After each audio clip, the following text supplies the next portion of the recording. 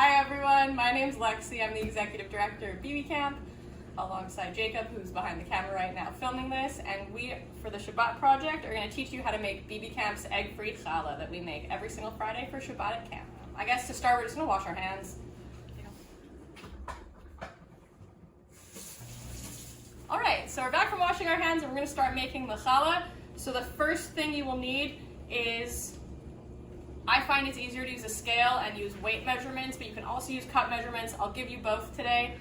The first thing you'll need is a big bowl, a big bowl, enough to fit a full ball of dough for bread. And you are going to need to put either 4 cups of flour or 485 grams of flour in the bowl. I've already done that. Once you have your flour in the bowl, you are going to add 10 grams or 2.5 teaspoons of yeast on one side of the flour.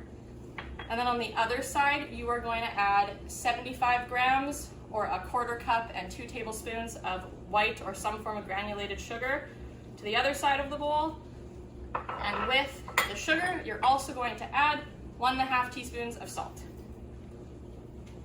Once you have all that together, you're going to mix your dry ingredients. I'm just going to use my hands. We're going to get in there to knead with our hands anyways in a minute or two, so I figure I might as well get them dirty now. If you want to use a spoon, feel free to use a spoon, but just mix all the dry ingredients together so they're combined. And then we are going to add our oil. So this is 90 milliliters or 6 tablespoons of vegetable oil. It doesn't really matter what type of oil you use. Try to make it neutral tasting. So some form of either like refined coconut oil, a canola oil, you can't, or vegetable oil. You could use olive oil, but it will give a bit of the olive oil flavor to the challah. So add the oil. And then after the oil, we are going to add 260 milliliters or 1 cup, a tablespoon, and a teaspoon of warm water. You really don't want this to be hot. You don't want it to kill the yeast. You just want it to be warm enough for it to activate it. So it should feel like a nice bath water if you put your hands in it. And then we start to combine everything together. So you're just gonna mix it all together so that all the dry ingredients come together into a ball, and then you're gonna continue to knead once it's all together for 10 minutes until it is shiny. The end, so you're just gonna knead.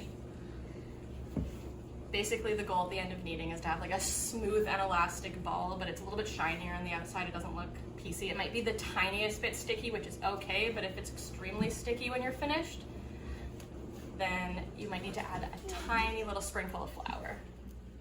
So you can knead in your bowl. You can also knead on your work surface if you want. I find it a little bit easier to start inside of the bowl and then eventually switch to the counter. But the bowl is nice at first. It keeps it all contained.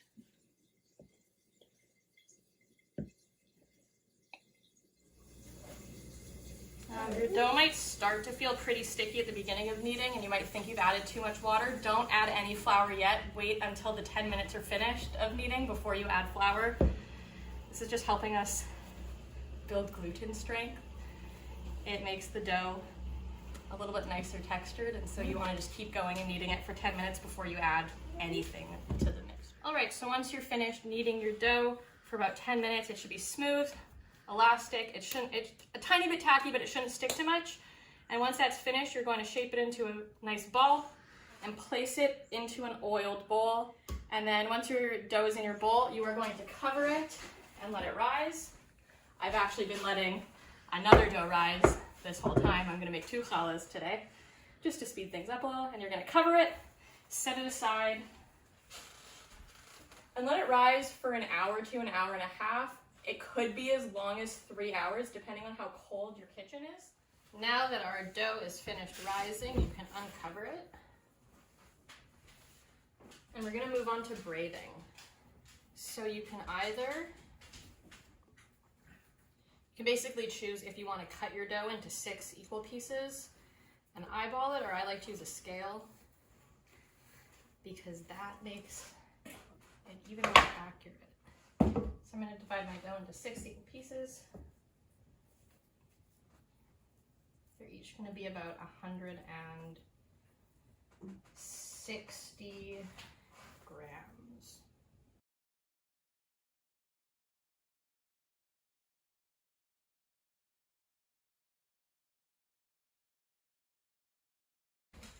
once you have all of your pieces,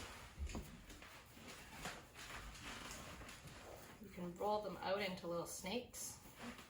The easiest way to do that is start in the middle and push down with the heels of your hand and move your hands outwards as you're rolling. It'll be a lot easier to braid your challah if you taper the ends of your rolled out pieces of dough, so just make them a little bit skinnier than the rest of them, and that'll make it easier to keep your challah together. One, you're going to do this with all 6 pieces.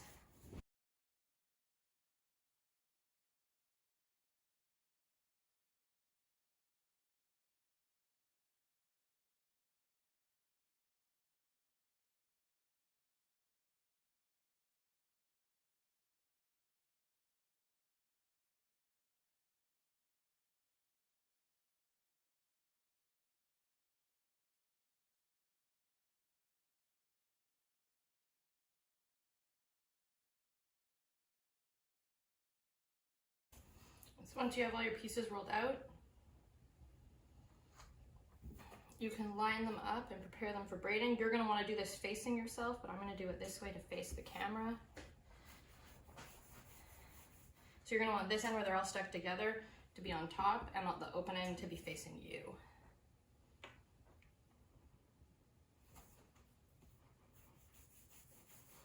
So you're going to stick all 6 of your strands together at the top. I just press down as I add each one.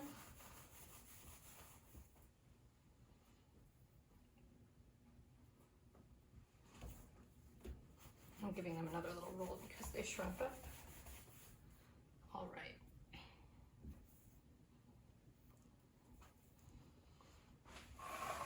And so you're going to start with your second strand and move it to the far side.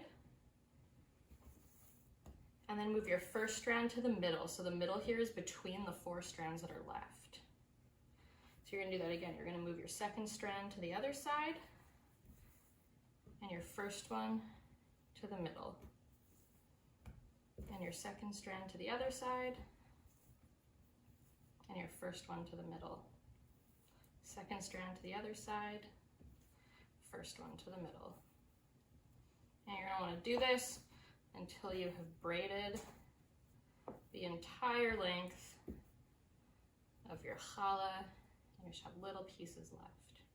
And when you start to have pieces that are super short, you're going to start sticking them together. So second piece to the outside, first one to the middle. You're going to stick those 2 together. Second one to the outside, first to the middle. Stick those together. You're going to pinch all of these in and just stick them together. You're going to want to roll the ends under a little bit just to fluff it up. And then you're going to want to grab a cookie sheet and some parchment paper. And you're just going to want to line that so nothing can stick while it's baking.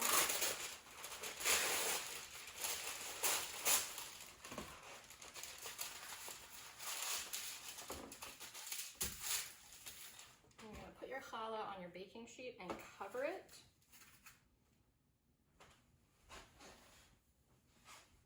With either a tea towel or some saran wrap. And you're going to let it rise for another hour, hour and a half, or till it's doubled in size. All right, so once your challah is almost done rising after you braided it, I'd say give it 10-15 minutes to the finish mark. You're gonna get some sort of little container. You're gonna put 1 tablespoon of milk and 1 tablespoon of maple syrup or honey. The milk doesn't matter. I'm using oat milk and maple syrup.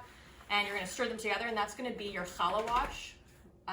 While you're doing that, you're also gonna go and preheat your oven to 350 Fahrenheit or 180 Celsius.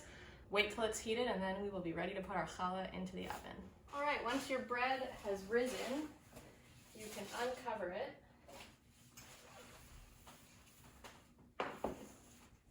And you stir them together, and then you just brush it onto your bread before you put it in the oven once it has risen.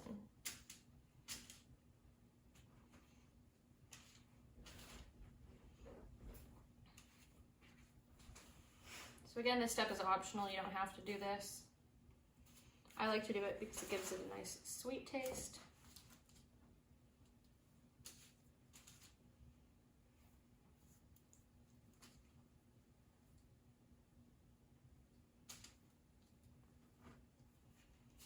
Once your bread is coated in the glaze, you can also add any types of seeds like sesame seeds or poppy seeds if you want. I'm gonna add a little bit of sesame seeds. I'm just gonna sprinkle them over top.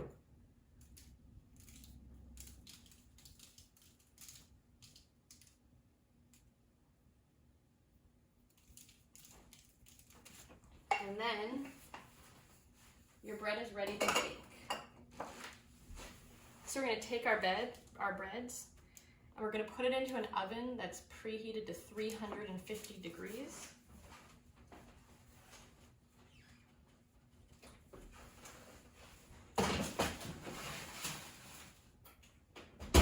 And you're gonna let it bake for 20 minutes. After your bread's been in the oven for about 20 minutes, I like to check on it to make sure that it's cooking evenly. If it seems like one side is cooking a little bit faster than the other, you can rotate your pan. So I'm just gonna take a peek. And it's looking like it's cooking pretty evenly, and I'm gonna keep it in the oven for another 10 to 15 minutes. You're gonna have to watch it as it browns. When you knock on it and it sounds hollow, that is when it is ready. All right, once your bread's been in for about half an hour to 40 minutes, depending on how hot your oven is and how quickly your bread cooks, you can take it out of the oven. It will be nice and browned and also sound pretty hollow if you knock on it. And we're just gonna quickly move that into a cooling rack. We're gonna let it sit on the pan for about 10 minutes, and then once it's cooled a little bit, we're gonna move it from the pan onto some form of cooling rack just to let it cool. And then after your challah cools on your baking rack, you can cut it open and enjoy it for Shabbat. Thanks for baking with us.